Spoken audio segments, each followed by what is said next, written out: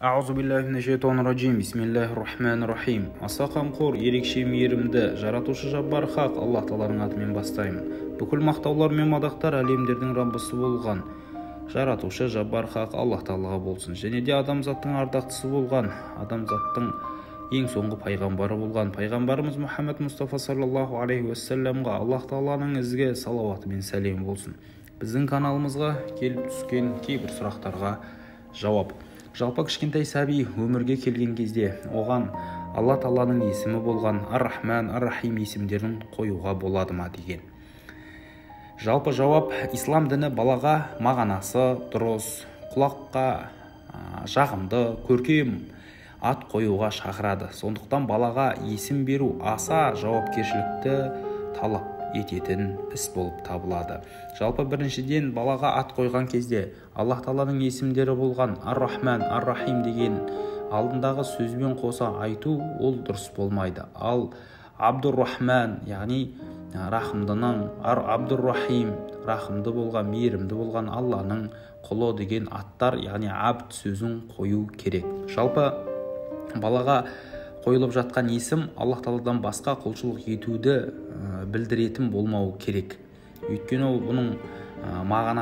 бұндай мағынаны білдіретін есімдер ол адамды өзгелердің алдында төмен қылып көрсетуі ықтимал. Жалпы екінші, есімнің тек Аллаға тән болмауы шарт. Мысалы, адамның кішкентай сәбидің есімін Алла немесе Ар-Рахман, Ар-Рахим, Әл-Джаббар деп қоюға тыйым салынады. Тек қана абд сөзін қойып айтуға болады. Және үшіншісі, бұл мәселедегі есімнің мағынасы жаман немесе айтқанда құлаққа жағымсыз, естіген кезде сөгіс, балағат сөздерді меңзейтін болмауы керек. Мысалы, пайғамбарымыз саллаллаху алейхи уассаламның хадисінің бірінде кішкентай баланың есімін Харб немесе Мурра деп қоймаңдар деген, яғни жағымсыз, ұнамсыз есім деген.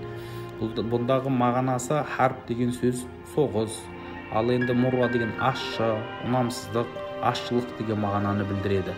Сондықтан да осыған орай балаға Алла, Ар-Рахман, Ар-Рахим, Әл-Джаббар секілді тек Аллаға айтылатын есімдерді қоюға болмайды. Немесе Расулалла, Набиулла, Каламулла, Әл-Масих Иса деген сынды да есімдерді ат қоюға болмайды.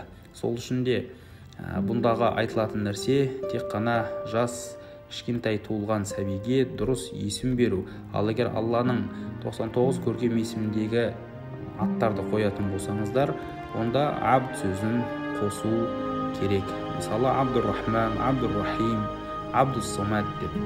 Аллах Тағала естіп білгенімізге амал істеуге нәсіп етсін.